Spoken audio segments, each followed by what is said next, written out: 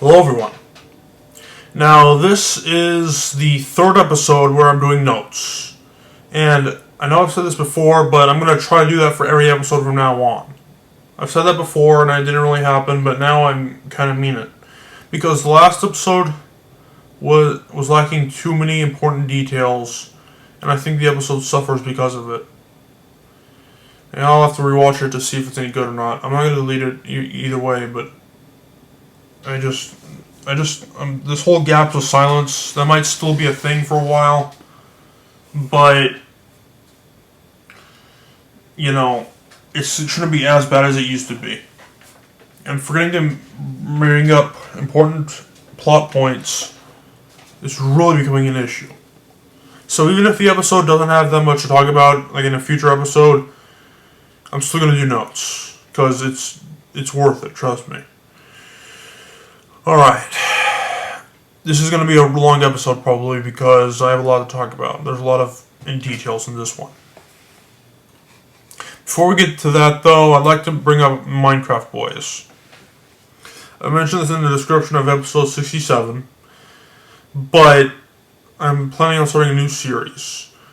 The first episode will be the 100th episode on this channel. That's one way to celebrate, isn't it? Without blabbering too much about this, it takes place in Minecraft, obviously, but the only thing I've built on the set is the main character's house, and it's fully modeled. If I'm going to build anything else, which I will, but it's only going to be, the first episode should only be centered around their house. There shouldn't be any more other buildings. I'm not going to build, a whole city, because that's too overwhelming and too time-consuming. So, but if there's going to be other buildings, I'm probably just going to build the outside or not decorate the inside, because, what's the point? So, yeah. Alright. Now, this is the 12th video game-based episode in a row. Not in a row, sorry. Just in total. I know it seems a little repetitive, but here's the thing, guys. Video games are their own world. There's a lot to talk about when it comes to video games, and there's their own fan bases, and there's a lot. It probably won't be the last video game-based episode either. I'll try to do more than just that, because one of my fans, or at least they used to be, he didn't play video games. Strange, I know, but hey, if he doesn't like it, he doesn't like it. So, that's 12 episodes he's not going to be interested in watching, so. Yeah, alright. Now, actually getting on to Ocarina of Time this time around. Now, I'm sure we've all heard this before, but in my opinion, and a lot of people's opinion, Ocarina of Time is considered to not only be the best Zelda game, but it might even be the best game, period. And that's no joke. I know that's a matter of opinion, but I actually would agree. I mean, it's just so good. Even after 22 years, it's still kick-ass. And as good as this game is, there has to be something to complain about in this game. Even if it's just a nitpick, even if it's just minor, there's got to be something. Well, I've actually come up with more flaws in this game than I originally thought there were. It's nothing game-breaking or anything, but I think we should probably discuss it. Now, I'm not going to talk about the Legend of Zelda series as a whole and try to connect all the stories to each other, because one, people have tried to do that already, and two, it's too confusing for me, and I haven't played every game, so.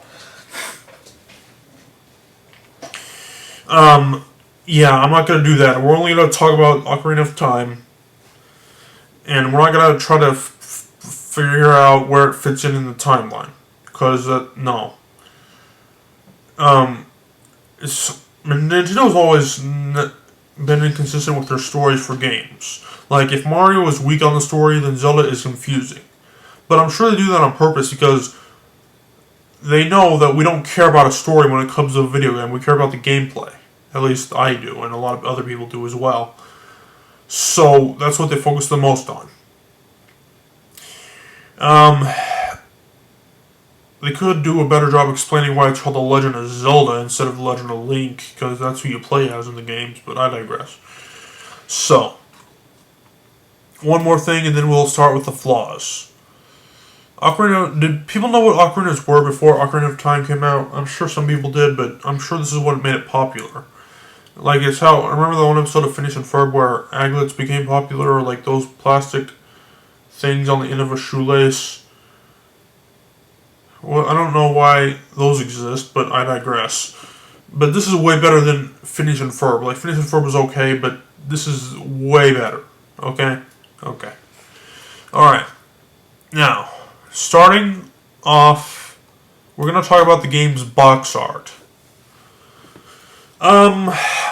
It's obviously a different team working on this one, but it's literally just a gold background with the logo on it. Now, I know the box art has nothing to do with the game itself, but still, they could have done better. Like, and guess what? Like, if somebody must have followed the don't judge a book by its cover rule, because if games were as good as their box art implied, Ocarina would definitely not be number one.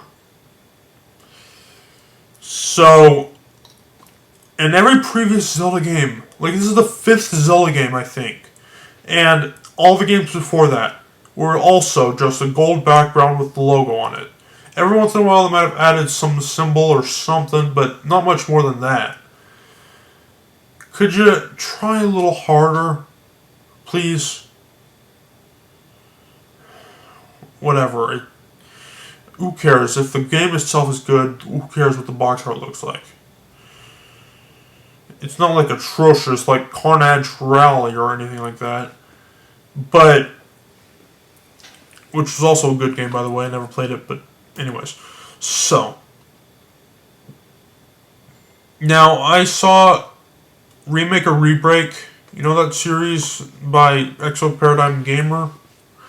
Well, when he did Ocarina of Time, he kind of complained about the speed of the text. How it was extremely slow. It's obviously a nitpick, but he's kind of right. There really should be a reason, and this isn't just for Ocarina of Time, this is for a lot of games, but unskippable cutscenes, unskippable text, cut that crap out. What if we just want to get to the game? Like I said earlier, I don't care about the story when it comes to a video game. Maybe somewhat I do, but mostly it's the gameplay. So, what if I've already played the game and I already know the story behind it? Why do I have to do this again? Or what if I don't care about the story at all? There's really no point to forcing us to just sit through this crap. Alright, now these are just been nitpicks so far. Most of these are just going to be nitpicks. But Hyrule Field, well, for 1998 it might have been pretty impressive. It's really peaceful and beautiful, and it's pleasing to look at. The music with it is really good too. It makes you feel good. But other than that though, like, it's a really big field, like really big. And it's not until later when you get Epona where you can ride the horse, you know, where you can ride her through the field to make it faster.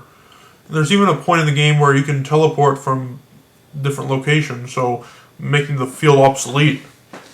But still, for the first part of the game, well, you really gotta walk through that huge field just to get to where you're going. Like, it's nothing compared to the world in Breath of the Wild. I mean, this is like a Nintendo 64 game.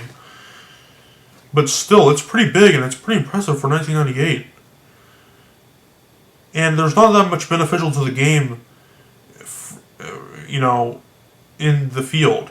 Like, you might find some pieces of heart in there, but it's mostly just grass. Just a field, you know.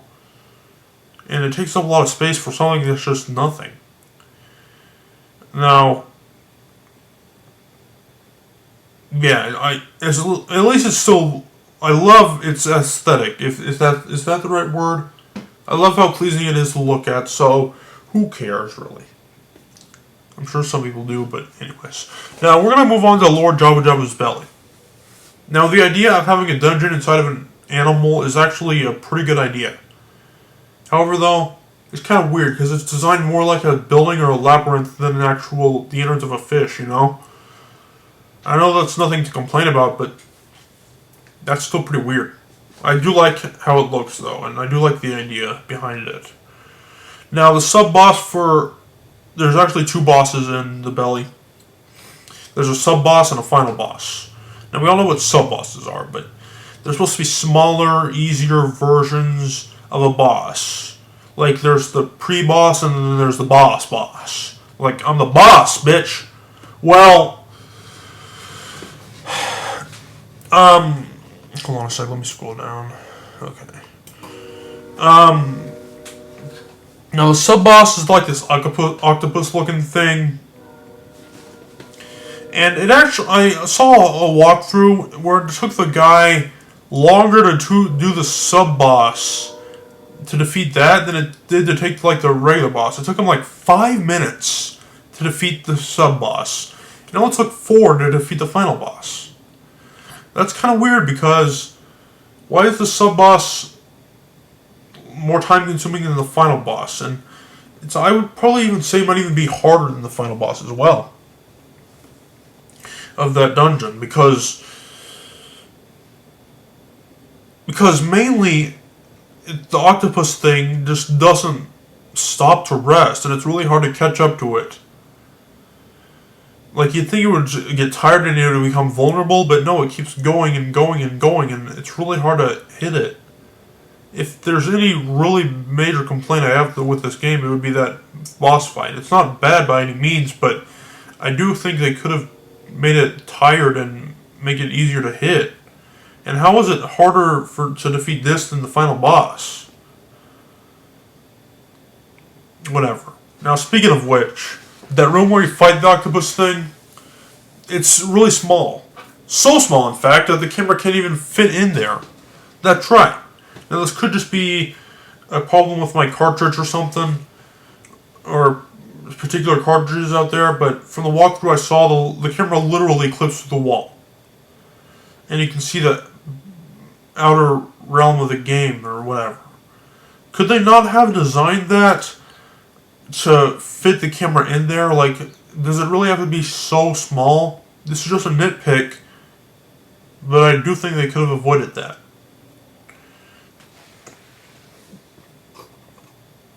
Alright, we're almost done here, but we all know about this next one. But a common complaint I hear about this game is the water temple. It's too damn cryptic. Like, it's so confusing. I wasn't even willing to attempt that on my own. I used to walk through for the whole thing when I played the game.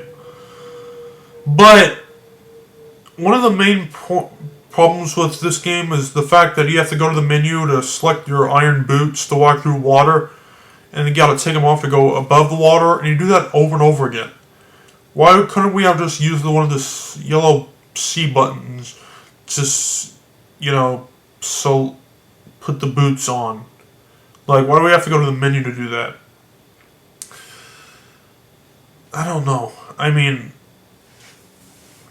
it was made easier in the 3DS remake. I think it was part of one of the buttons, and also the layout was like colored, and you could tell the difference between some places. But for the Nintendo 64 original, maybe that's just hardware limitations or something, but I don't know. Alright, well, this episode isn't as long as I thought it was going to be because we're at our last point now.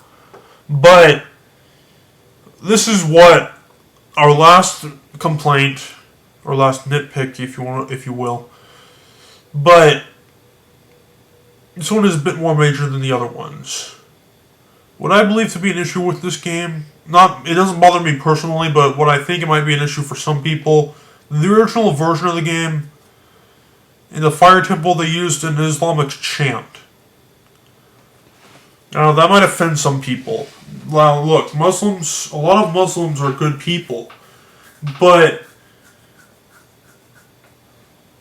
I don't know, I mean, it might offend some people because there have been Muslims that have done some really bad stuff.